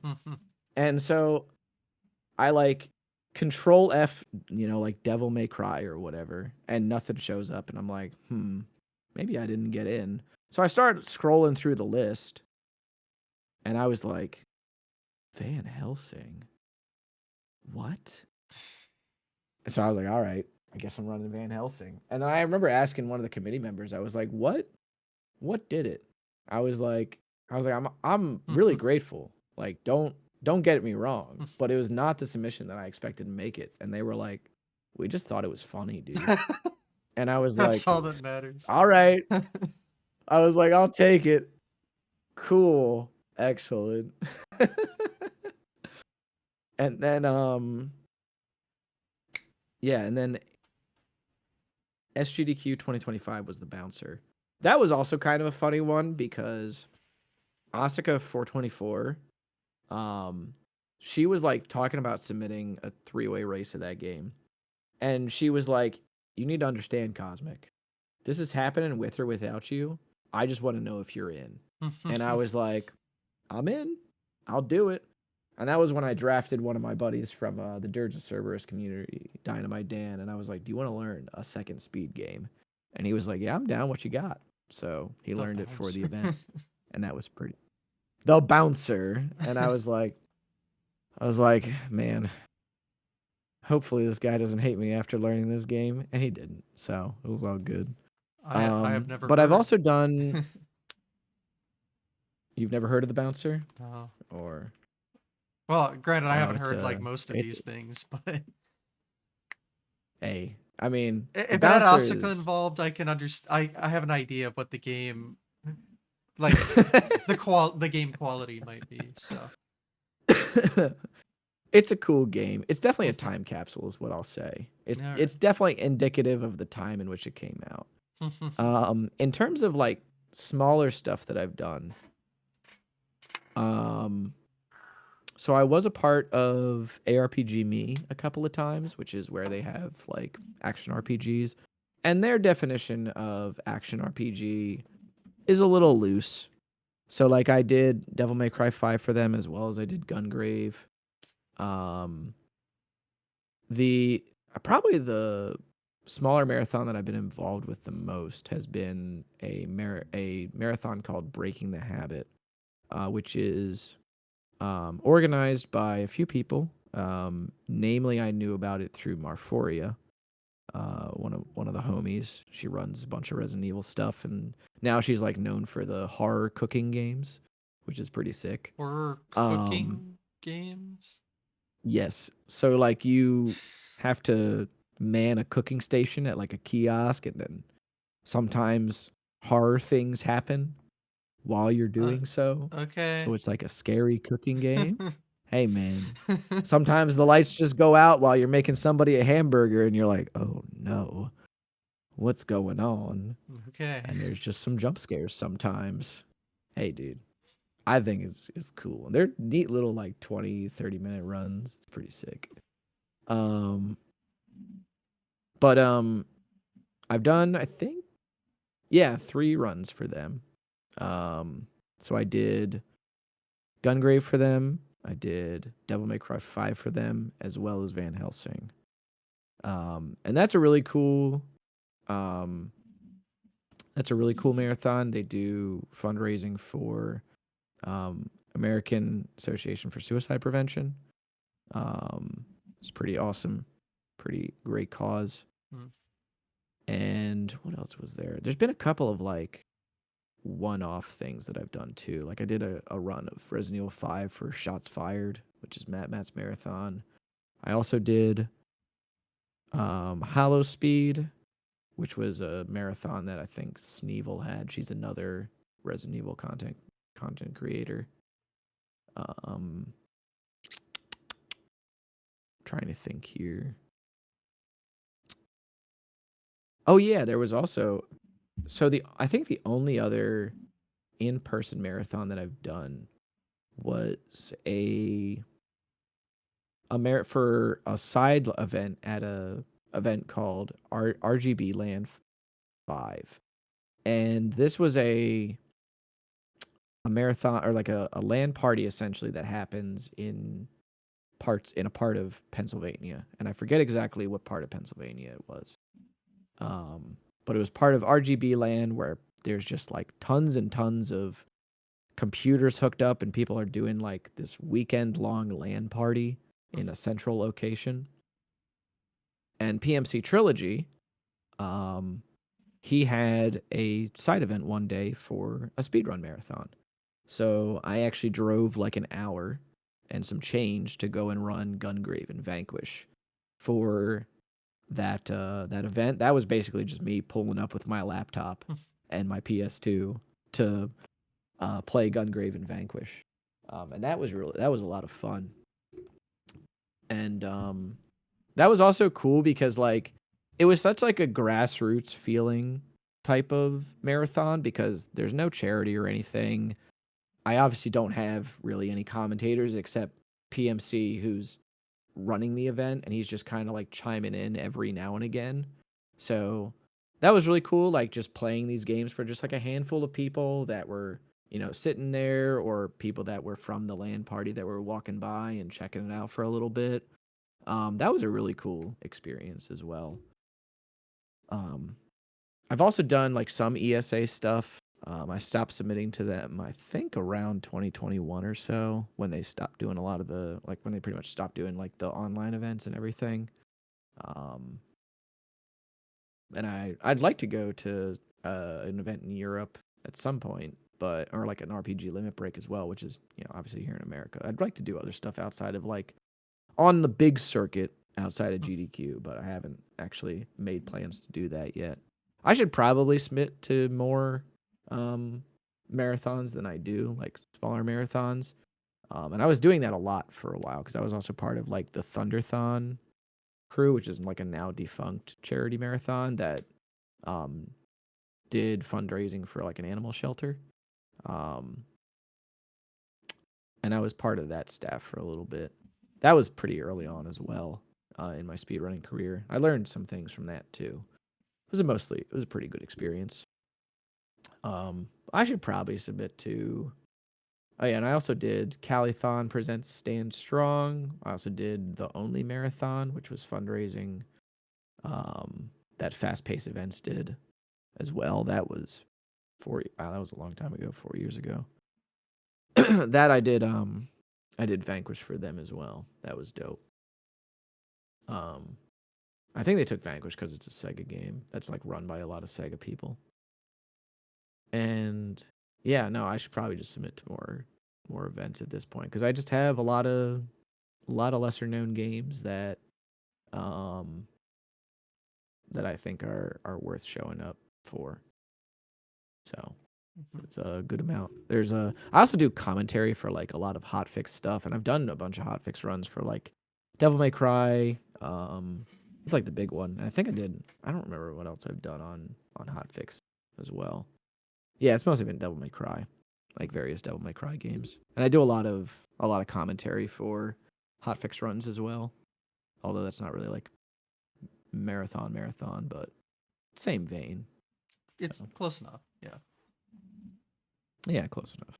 Yeah, there's a lot of small events now, and a lot of small events that are Yeah. even in person. Like obviously, you could probably find like 5 online marathons happening at any given time, but Oh which yeah. is sick. But yeah, there's a lot more like smaller in person stuff. But I don't know. I personally can't like make the time for that anymore. But I'd like to. yeah, I'd really like to. it is cool though. I think that I think probably the big goal right now is to like learn like an RPG and like submit that to RPG Limit Break. That's like probably one of the bigger goals that I have for actually like submitting to a marathon. Hmm. That is that the one that just ended? Yeah, it just ended like this last Yeah. weekend. I know a lot of people that went, and I was like, I didn't know this was an in-person event. Yeah, it is. Yeah, Yeah, pretty cool. yeah, no, it apparently had a really good turnout. So yeah, I'm a little Love to see disconnected it. from this more low-key stuff. Especially, I'm not like an RPG guy, so I guess that's kind of a Yeah, turn off. But understandable. yeah, I just didn't know it was a big deal. So I don't know. It's cool, and they're all in different Could learn Mario locations. RPG. Yeah, Mario RPGs aren't quite the same as the Mario I'm used to. I'll leave that to the experts. But yeah, I don't know. It's cool. And there's just more and more. So you can always submit to something. Definitely, Well, definitely. is that pretty much your personal history with the hobby?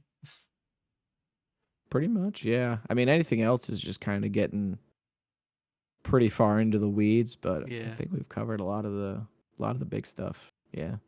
Well, I feel like I have to bring up the podcast since you're on my podcast, crossover Okay. episode. Yeah. I had Jaxler on a while Yeah. back, but I don't remember if we talked about it or not because that would have been almost 2 years ago now. So, Um, but anyway, you can yap all about it. Oh yeah. So even though nobody asked, like I said, kind of at the top of the episode, is that is a podcast that I have with Nastani, Jaxler, and Coley. And so somehow I got drafted into a podcast with three Scooby Doo Night of 100 Frights runners or former runners. You can learn it, Basically, what happened right? was like I ain't learning that game, bro. That's just not happening, man. That game. I look at that game and I'm like, I can understand why this people like this speed run, but it just ain't my bag. Um, but we all like kind of started hanging out in calls, like voice calls for a while, and then Nastani was wanting to do a podcast, and like there was a point where we had like a group voice call that we would just kind of like hop into every now and again, like if somebody was streaming or whatever. And there was a point where somebody said something like, well, even though nobody asked, this is what just happened to me, or whatever. So I think one of us just ended up renaming the voice call to even though nobody asked. And then I don't remember if it was me or if it was somebody else. But Nastani had been like talking about wanting to do a podcast for a little while. Because he felt like we all had pretty good chemistry. And they were like, he was like, we should do something with this. And we were like, well, what are we going to call it? And he was like, the name of the voice call, y'all. Like, we've got it. It's It's right. right here. It's right here. And so it really started when the Fast 50 event happened. And we were like, okay, this is probably kind of the perfect point to jump in and like use that as a launch pad to like as a topic to kind of kickstart things. And Yeah. where everything else kind of ends up is just where it ends up. Yeah. What a great And there have topic been to like, talk about. yeah, Yeah, I mean, we no all no kind of one. had some like Yeah.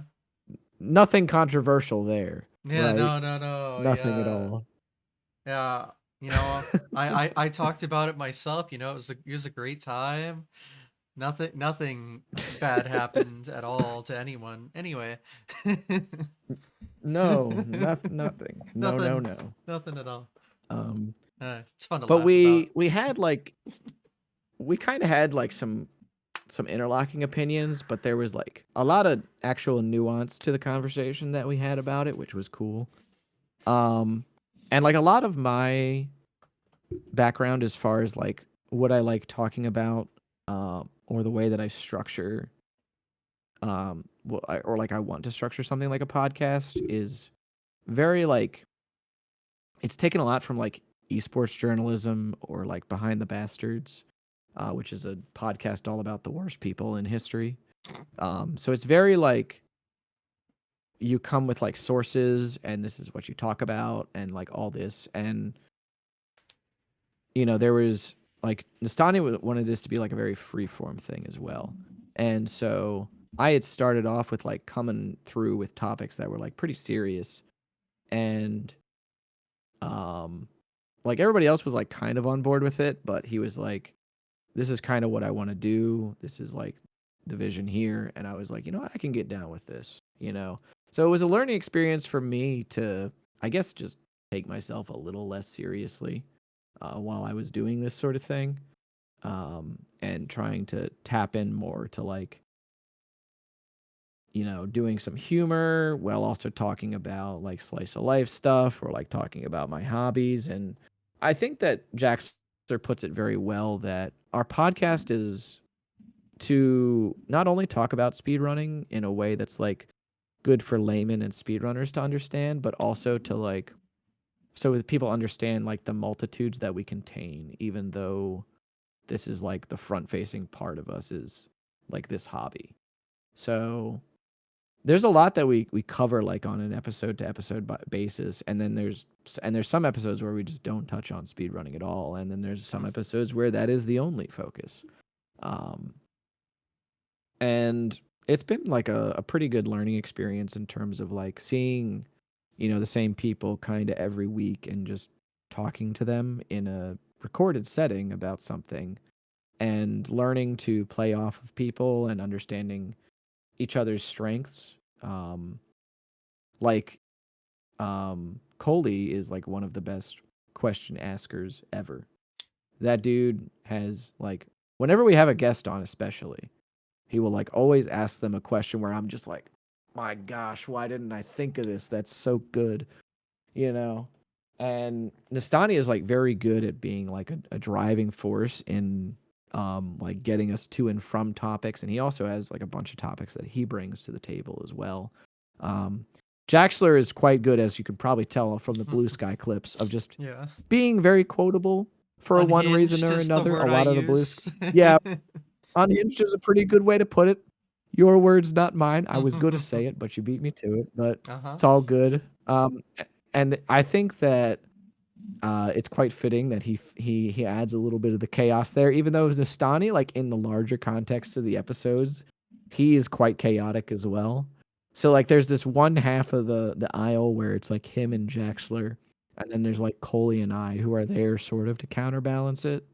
Um, I remember distinctly there was a point where and like the other thing too is that like a lot of the way that some humor is structured on or like comes out on the podcast is like people will go on like rants that are pretty funny, and a lot of the time that like when I'll come in with something is sort of like just like a laser focused one liner. Like there was one point where Cole was talking about how he didn't really like the idea of just like going to a concert because he was like, well, if I just wanted to hear the music, then I'd listen to the record. And he like talked about this at length with like a lot of nuance. And I just said, yeah, I don't want to have sex. I'd rather watch porn. And it's like you can't view, what is it? Concerts through the lens of just listening to the music. You're there for the like whole experience. But like when Uh-huh. I said that, it was just like the whole call just falls out. And it's just like, oh my gosh, So it's like it's a rather crass and like vulgar thing to say, but at the end of the day, like it becomes a bit where it's like, okay, now we actually have more to play off of here, and there's more to actually like delve into the nuance of like different lenses through which we view social activities like this as well, which like led to more topics and everything. So it's pretty cool.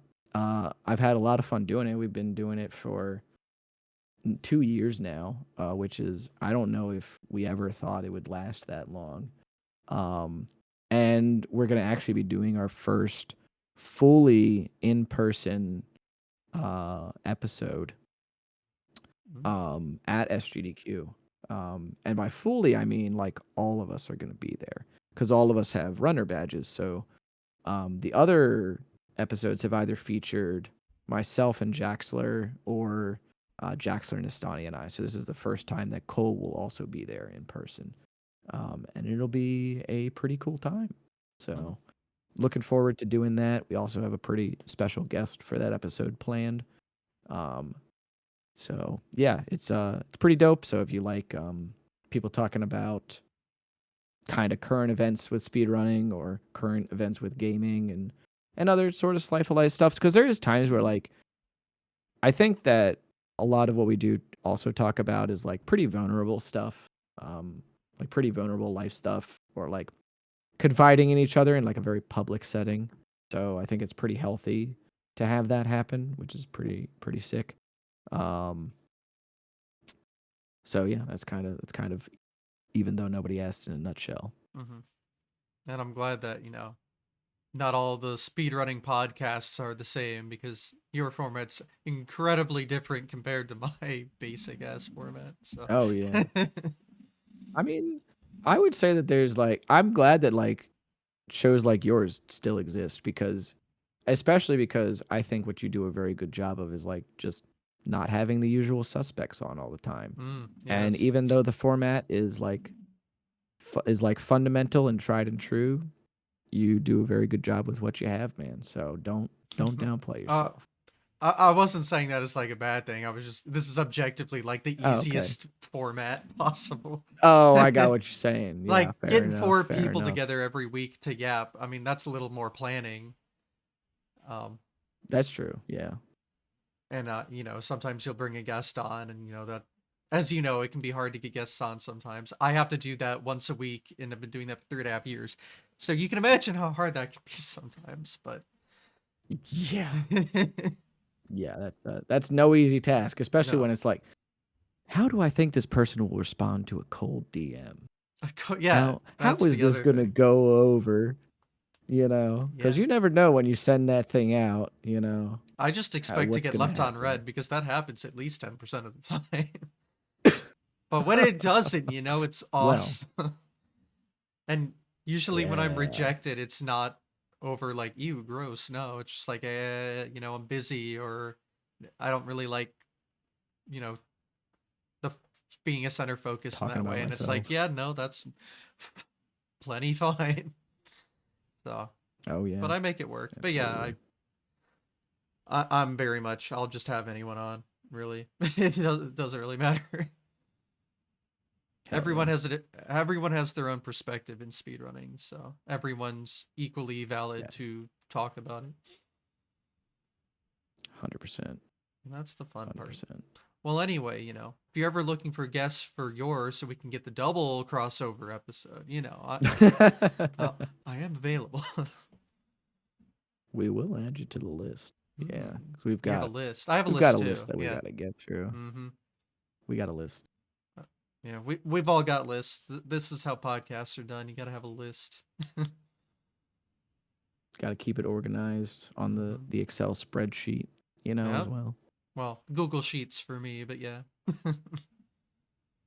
Oh yeah, I do use Google Sheets. I Okay, don't actually have Excel. I was just calling it Excel fair. because it's like how we call searching a web like a search engine Google, Googling even though, yeah, something. yeah, I get it. It's like, I think like Microsoft applications like that, you have to like pay for now anyway. So at least Google Sheets is free. Yeah, unfortunately. Yeah, It's all a mess. Anyway, that's a whole different it's topic. unfortunate.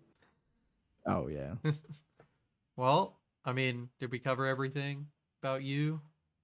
You feel satisfied? I would say so. Yeah, I feel quite good about it. Well, To be honest, I wasn't sure because I there's just so much to cover and yeah. like I was like, how much am I gonna be able to dig up of this in the moment? You know. So, but I think we got through. I think I got through a lot of it. Feel pretty good about everything. So, Sounds good. Well, we can start to wrap things up here. So, the last thing I always ask is if you have any future plans, near or far, speedrun related. yeah. So, I mean, after GDQ, I think I'm gonna just gonna probably keep playing DMC5 and Vanquish. Um, probably primarily DMC5 because I've left that game alone for too long. Um, and it's time that I rectify that. Um, and do what I know I can do because I'm certainly not getting any younger. And I would like to come back to Pragmata because I was running that on release Hmm. until one of my friends DM'd me after one of my streams and he was like, I feel like you're in a bad mindset with this game. Maybe you should take a break. And Oh, jeez. Okay. I was like, okay, I'm going to take that to heart and I will listen to my friend, you know. Um, it was a rather humbling DM, let me tell you. But it is important to pay attention to those humbling DMs. I'm trying to think exactly. Let me pull up my Google Sheets actually, and I will think about this. Let me see here. Um, I mean, the other thing too is that sometimes my plans often are dictated by like new releases coming out. So like Animusha Way of the Sword is releasing later this year, as well as Control Resonant. So like maybe those appear um on my radar. But I would say definitively like right now it's probably just looking like Vanquish and DMC5. And I'll put like tentatively I really want to learn like Resonance of Fate or the Third Birthday, which are both action RPGs, like action RPG shooters. So Those are like the tentative ones. Those are like my. I need to find a rainy day to make time for this, but we'll see what happens. Hmm. All right, and then have the GDQ run coming up, obviously, and then. Oh yeah, yeah. That'll. I gotta prepare for that. That's what this whole next month is. Mhm. Is just preparing for all that. All right, so that's that. So where can people find you? Maybe You can there. find me at twitch.tv/DECosmic. On YouTube, you can find me at DECosmic Runs. And on Blue Sky, you can find me at decosmic.bsky.social. Um, and then I'm usually hanging around a bunch of different action game discords. You can find me in those too, or in my Discord as well. There's usually people kind of chatting in there sporadically, so usually in there too. And then the pod. Oh yeah, the pod. So Mhm. ETNA podcast. Oh yeah, YouTube at ETNA podcast. There's also a side podcast that I had for a while called Never the Same Concern. And you can find that at, let me see the actual YouTube link here real quick. That's just YouTube's at Never the Same Concern. There's like 5 episodes of this that I did. And these were like pretty in-depth discussions with people, like 2 or 3 guests sometimes, usually 2.